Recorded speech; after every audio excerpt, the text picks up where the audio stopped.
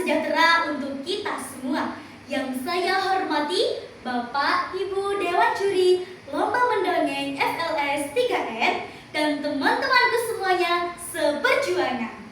Pada kesempatan yang baik ini, izinkan saya, Zivana Mauizah Rahma dari SMP Negeri 1 Ngoro, ingin menyampaikan sebuah dongeng yang saya buat sendiri dengan judul Cahaya di Balik Sawah yang Sunyi. Konon, di ujung kampung yang jauh dari perkotaan, hiduplah seorang anak bernama Arunika. Ia tinggal bersama ibunya di rumah sederhana berdinding bambu, ditemani oleh lentera tua peninggalan ayahnya. Ayah Arunika telah lama meninggal, menjadikan Arunika harapan satu-satunya keluarga. Dahulu, kampung itu dikenal dengan kampung yang aman, nyaman, subur, makmur, dan kaya akan hasil bumi, terutama padi. Namun, sekarang tanahnya sudah tidak sesubur dulu. Kira-kira kenapa ya teman-teman? Mau tahu alasannya? Ayo dengarkan ceritaku dengan sungguh-sungguh ya. Suatu malam, listrik di kampung tiba-tiba padam. Arunika menyalakan lentera tua peninggalan ayahnya. Cahaya keemasan muncul, disertai dengan kupu-kupu yang sangat cantik. Kupu-kupu itu terbang di dekat Arunika, lalu berkata, "Sekarang aku menjadi temanmu. Aku akan menemanimu selalu." Sejak saat itu, Arunika tak pernah merasa kesepian. Beberapa hari kemudian, seorang juragan tanah datang ke kampung. Dia berdiri di tengah kerumunan warga, lalu berseru, "Dengarkan, aku mengadakan sayembara. Siapa yang menanam padi paling bagus dan paling berkualitas, dia akan mendapatkan hadiah yang sangat besar." Mendengar itu, warga kampung pun bersemangat. Arunika ikut serta. Dia merawat sawah kecilnya dengan kesabaran, menyiram, membersihkan, dan menjaga setiap batang padi dengan penuh ketekunan. Namun, teman-teman Arunika yang iri dan jahat mulai mengganggu. "Masa dia bisa menang? Bagaimana kalau kita rusak saja tanaman padinya?" Pada suatu malam, mereka menaburkan pupuk perusak ke sawah milik Arunika. Keesokan paginya, daun-daun padi menguning. Arunika terdiam sesaat.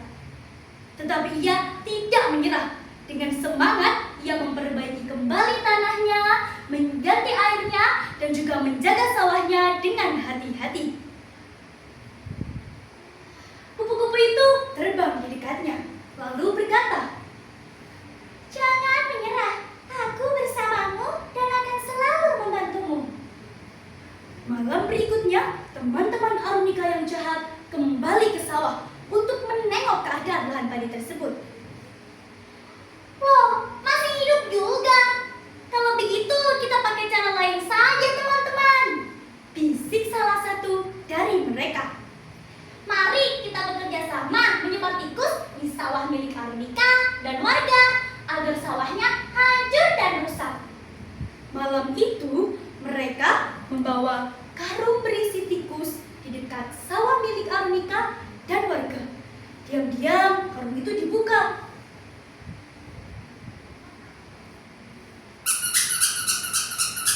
Tikus pun berkeluaran. "Ada banyak makanan teman-teman. Ayo makan padi-padi ini." Dalam sekejap, sawah dimakan habis oleh tikus-tikus itu. Keesokan paginya, sawah-sawah rusak akibat serangan tikus, termasuk milik Arunika. Tetapi ia tidak menyerah. Dengan semangat, ia memperbaiki kembali sawahnya. Melihat itu, warga kampung pun ikut bangkit. Mereka bersama-sama merawat kembali sawahnya dan mengusir tikus. Hingga suatu malam, saat teman-teman Arunika yang jahat kembali ke sawah,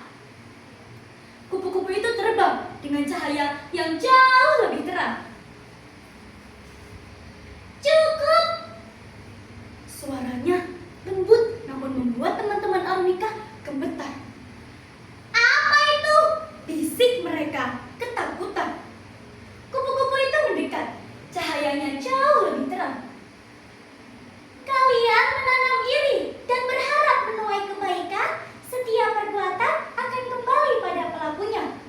Mendengar itu, teman-teman Arunika ketakutan.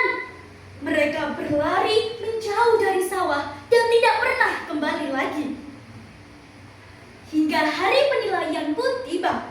Arunika melihat sawahnya yang semakin tumbuh subur. Juragan mengelilingi sawah milik peserta dan berhenti cukup lama di sawah milik Arunika. Dia memperhatikan setiap batang padi yang tetap hidup meskipun pernah rusak. Tak lama kemudian, Arunika diumumkan sebagai juara sayembara. Mendengar itu, warga kampung pun bersorak bahagia. Mereka bernyanyi bersama untuk merayakan kebahagiaan yang telah kembali. Memandang alam dari atas bukit, sejauh pandang ku lepaskan. Sungai tampak berliku, sawah hijau terbentang, bagai permadani di kaki langit. Gunung menjulang, berpayung awan. Oh, indah pemandangan. Oh, indah pemandangan.